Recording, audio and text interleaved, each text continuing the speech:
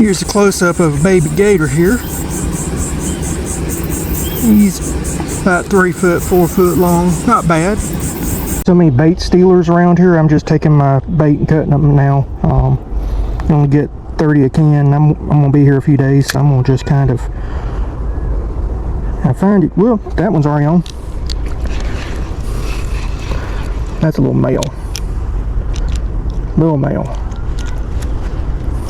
Alright, so I caught this spade fish. According to Alabama fishing regulations, it has to be 12 inches long. We're allowed to keep 10 of them. So I'm going to let this bad boy go.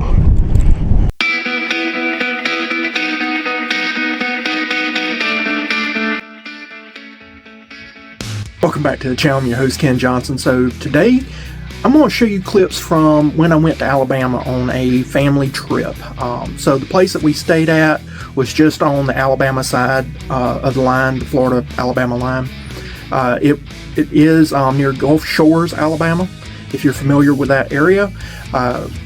There were some brackish water lakes, plus the Gulf, so this was a multiple day trip. I'm going to break the video up into day 1 and day 2 so that you can see what went on, what we did, and then we'll come back and talk about it. Stay tuned. We're on vacation now, just walking along this road here at the campground, and there's old Peter Cottontail, and of course we got a snake. Alright gang, so we're at Gulf State Park in Alabama, and it's an RV park. They claim to have fishing amenities and all sorts of outdoor recreational activities. It's got some pretty nature, but it is densely packed with campgrounds, a little bit too densely packed for my taste, and the fishing amenities have been lackluster so far, but I'm going to explore. I'm using my father-in-law's electric 20X 3.0 electrical bike. If you're going to be in an RV park, you need to have that. I've got my tackle box just kind of strapped on there. He's talking about need to get a cart or something other for all the stuff to carry. Got my tackle box with worms, all my GoPro stuff that I need, my cam net. So this is the net that I have with the camera on it. This little cheap camera that I got from eBay just to get some pictures there. If you hadn't seen the thump net video, this is the thump net, so be watching that. And then also this right here, if you hadn't seen that, this is the Wormworks rod. It's from South Bend, and I've got it set up with a I call them Yankee bobbers. We don't really use these here a lot. We use just regular pencil corks. And this right here, it's hard to see, but that is my automatic flip hook. So if you haven't watched that video, watch that. So let's go exploring.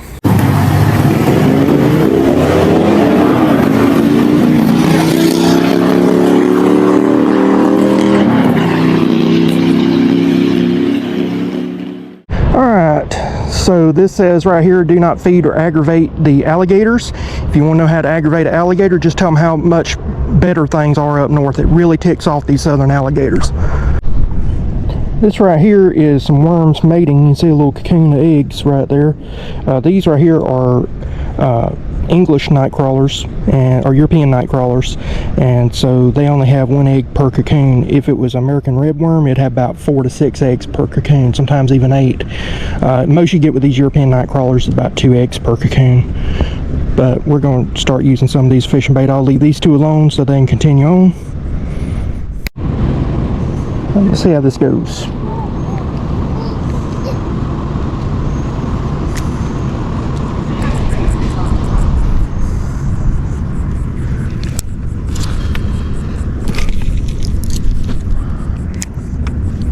The one thing I do like about these bobbers, oh, and there's the soft-shell turtle right there. I don't know if you can see him or not.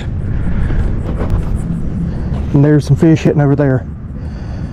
One thing I do like about the bobber, though, this what I call Yankee bobber, they are real good about casting. You can cast them without any weight, allowing you to change up the depth, really do a lot there. So it is a marked benefit over the floats, the pencil, or not pencil, but the cigar floats that we like to use here in, well, that we like to use in Florida, where I'm from. This Alabama, no telling what they use. Different areas have different things that they like to use. Popping cork's real popular in Louisiana. I'm getting into popping cork some. I made a popping cork video. You can watch that.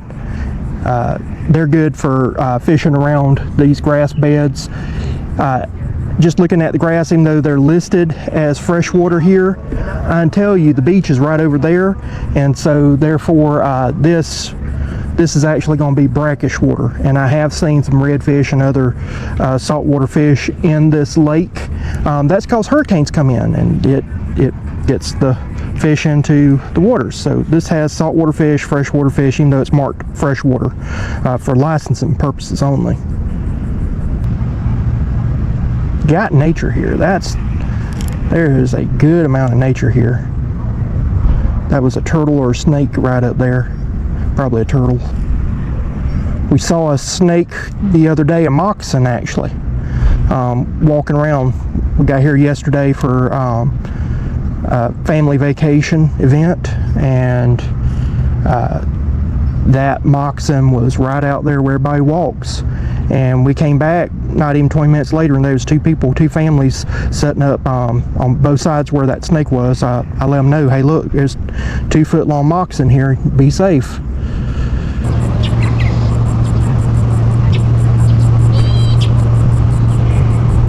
Fish are hitting over there. I'm thinking I need to move. Oh, oops. Something took my bait. I was going to show you the barnacles. That's a sure sign that you got salt water in here if you got barnacles. So we'll see what's going on with this.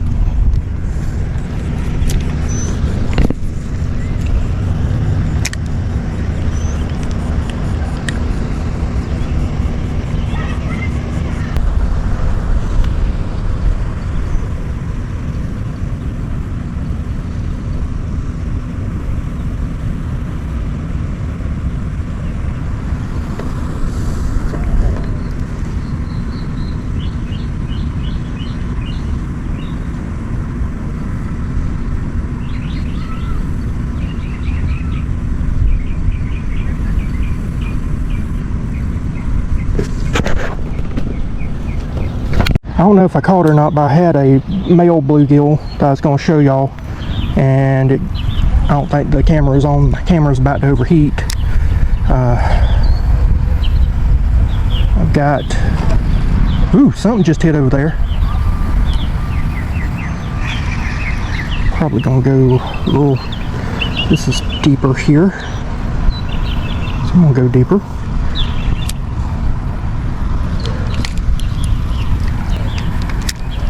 But I was trying to show y'all what, oh, already on. I already had something, tried to take it, a small one. You can tell it's small one because it didn't have the bait in its mouth. That one, not eating either. These are small ones. A big bluegill will suck it up like it's a bass. And the fact all the little one, there we go, there's one. Nope. Something's trying to hit it, but it's a little bait stealer is all it is. Not big. See around this dock here if I can get something. Also, they're pulling on this bait real hard, so I'm going to rehook it so that I can get optimal efficiency.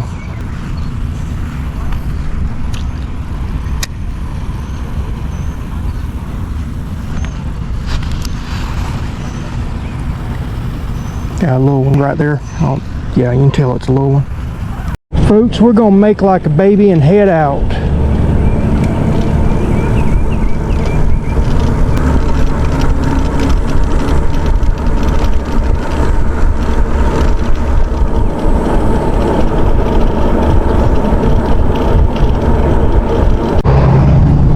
I tell you what, I am loving this bike. They're not sponsored, or not sponsoring me. They didn't give me this bike. It's a loaner.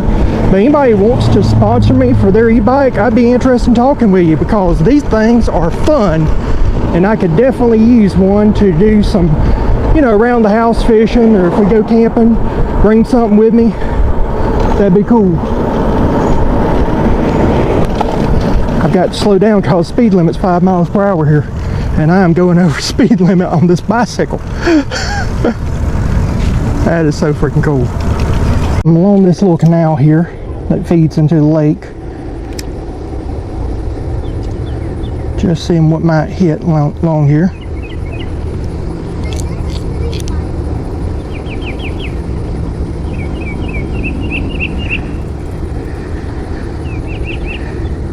Yeah, so I was fishing along the grass and not catching anything, but these pilings here, if you put them along the pilings, a lot of times fish will hang up around there. Little posts on the bridge. This is a little shell cracker, little female, nice one.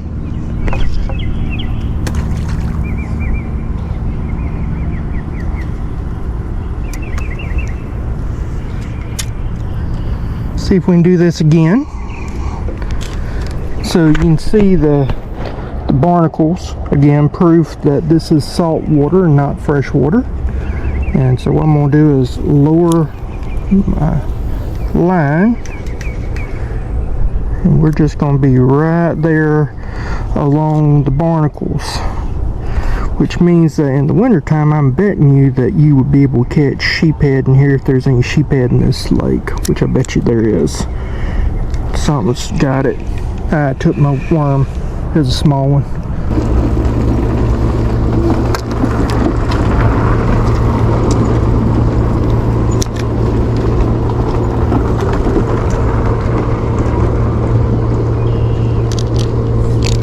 This is a little bit bigger. Alright. Little male bluegill.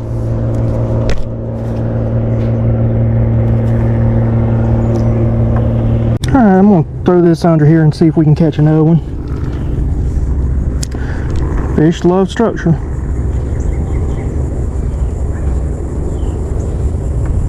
And there we go. That's a big one, folks. That's what we want right there. That's what we want. That right there is a shell daddy. Shell cracker like I was talking about. This is a keeper. Right, I'm 6'2" and it's way bigger in my hands. Woo! You can lip this. He swallowed that so deep I can't even get to it, I don't think, folks.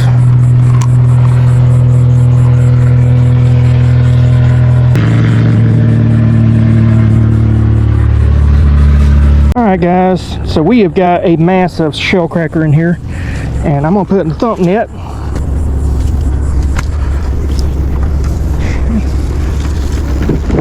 This will be like a little live well for him. Showing you how to do this automatic flip hook. Bending it all the way backwards, 90 degrees. Get that straight. I'll crunch that in a little bit. Whoops, not that much. And then do this forward, 45 degrees. Like that. Move that in just a little bit, out more. Don't take much though, but it will get you. Ooh, so good. Well, my thump net got stuck, so I'm gonna go get some help, get it out. So I'm sure some people are gonna be asking, now Ken, why are you in a kayak at a lake, middle of the day, 110 heat index, with no rod? It don't add up. Well, what happened was, caught probably the biggest shell cracker of my life. Put it in the thump net. As soon as I put it in the thump net, walked away, and that rope got tangled up into the bridge. So I'm paddling over to a bridge about 150 yards away, 200 yards away, to untangle it. Then I've got to call my father-in-law have him come over on the electric bicycle, and then he can untie the net that I tied to the bridge. So I have a bunch of young cousins that they were wanting some fish, and I was just gonna give them the fish, tell them if y'all can get that net, I'd gladly give you that monster shell cracker. And they're swimming, so they're not to be found, and I can't get any help. So doing this on my own. Father-in-law said if I call him, he'll come get untied for me. And yeah, there's that. I call this a Thursday. See when we get there. You know what? I'm tired of going this slow. Let's hit turbo boost. 3, 2, 1, engage.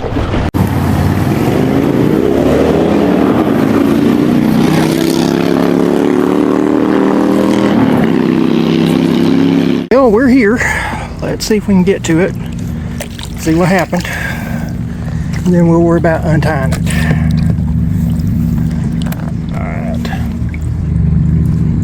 Because it's tied up there. I gotta see what happened here. So it was the knot that got it. It's caught up in here. I don't know what all got caught and what didn't, but it was the knot. This knot right here got caught in that. But this fish is alive. It's been flopping around. It's doing good. Now, there, I could have waded off in there, but that's where a gator was, and I did not want to wade off where that gator was. So I'm gonna see if I can get this untied, and we'll go from there. Got 2 ospreys soaring overhead. Best anglers out there. Good morning, everyone. So I've got 2 rigs set up on my rod. One is a pompano rig just in case I catch some pompano or something other. And then I've got this right here, my home wrecker. So we're going to try these out, see how they work, head to the bridge, and hopefully we'll get into them. I'll see you shortly.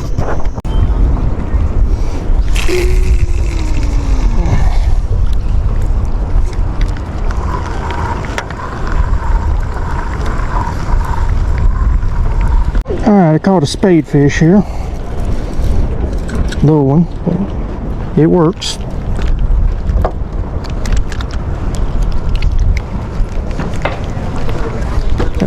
They get much bigger.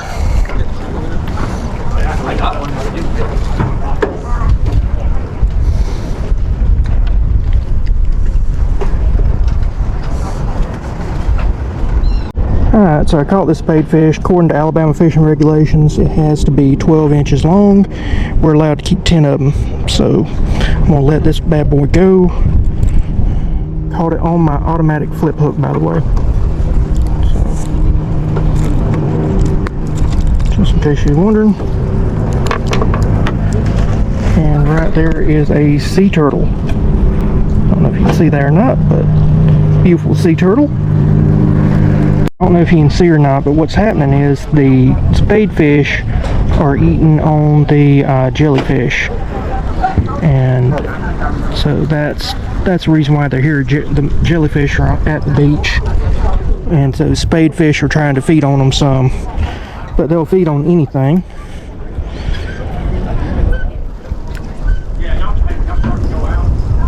Thing is, they peck. They're not like a fish that just inhales, so they don't just take the bait in, which makes it difficult to catch them. I'm gonna throw this one back. He's small. Caught another little one.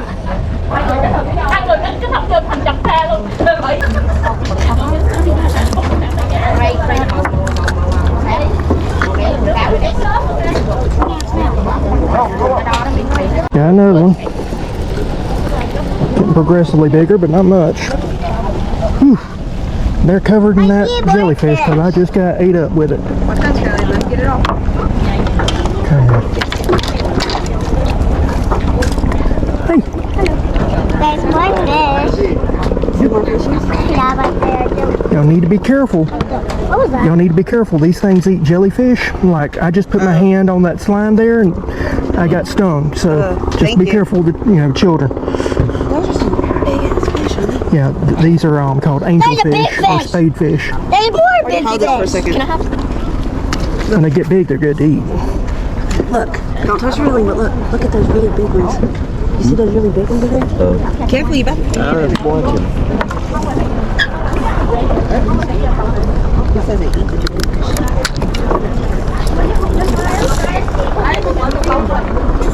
Oops, oh.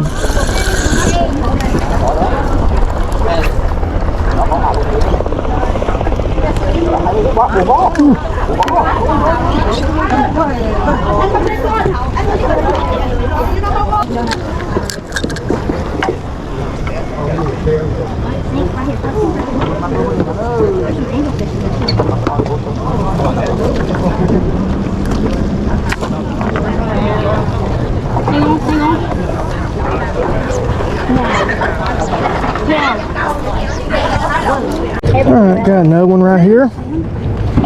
These are little cookie cutters. They're snagging the big ones. Come on, another one. A little bigger, not much. I'm just get that slime off of them from that jellyfish.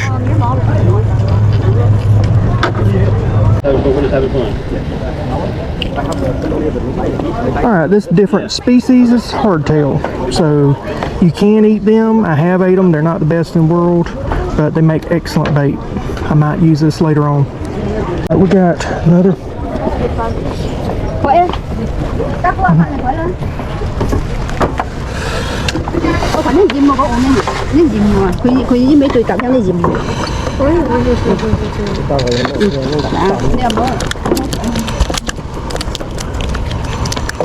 Alright, got another one on. This one might be close.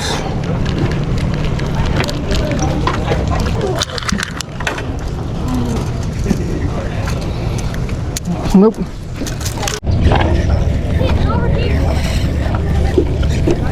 Wow. Got a big spade on. I got one too. That's a huge spade. I'm going to get up.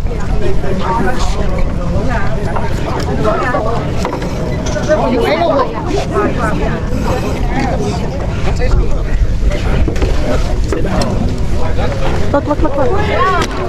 There we go. We got one there. There we go. Alright, GoPro's been dying on me all day, but got another one here. Not quite legal.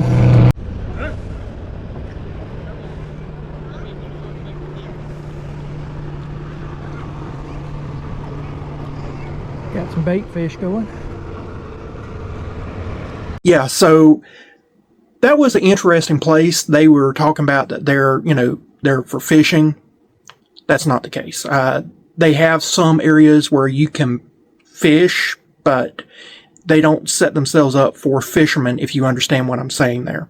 So I wouldn't say to go to that place, Gulf State Park, thinking you're going to be able to just do a lot of fishing. They're not set up for that. Now, I'm going to do a full review of Gulf State Park, and I'll talk about all the issues with that, so I don't want to do spoilers.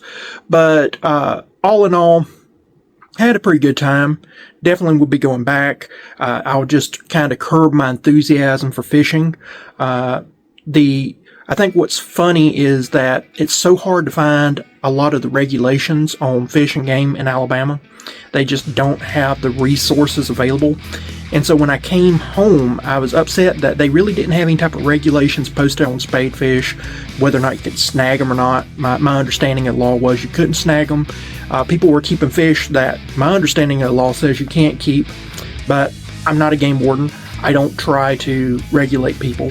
If you want to keep something illegal, I'm not going to stop you. I'm not personally going to do it. And so when I got back home, Alabama Fish and Game, they had picked me out of the group to do a basically kind of like a survey or intake to find out what I did, what I didn't do, what I caught, what I didn't caught, or didn't catch. What's English? And one of the things that we discussed is that they didn't really have a lot of the regulations posted, not a lot of resources, and even online, I was like, if you just had online where I could find it, it'd be a lot easier. And they even had a time trying to find the information, and there is even a forum for the pier, and not the first game warden has got onto that forum to actually say what the regulations are, people having questions about stuff. So they were talking about, said, yeah, we need to step up the game. So I thought that was kind of interesting. But I had a fun time. I'd definitely approach it a lot differently. If you have a boat that might make it a little easier, definitely not kayak. Don't do a kayak. But all in all, I had fun. I would love to see some redfish hitting out there. That would be neat to do. I did see some redfish. They were lawbreaker redfish. Alabama laws are a little different on the size. They're more generous than Florida. So I might go back and we do that again. I do redfish or target after the redfish. So I hope you enjoyed this. Please like, share, comment, subscribe. All that stuff helps out. And I'll see you again next time. Bye.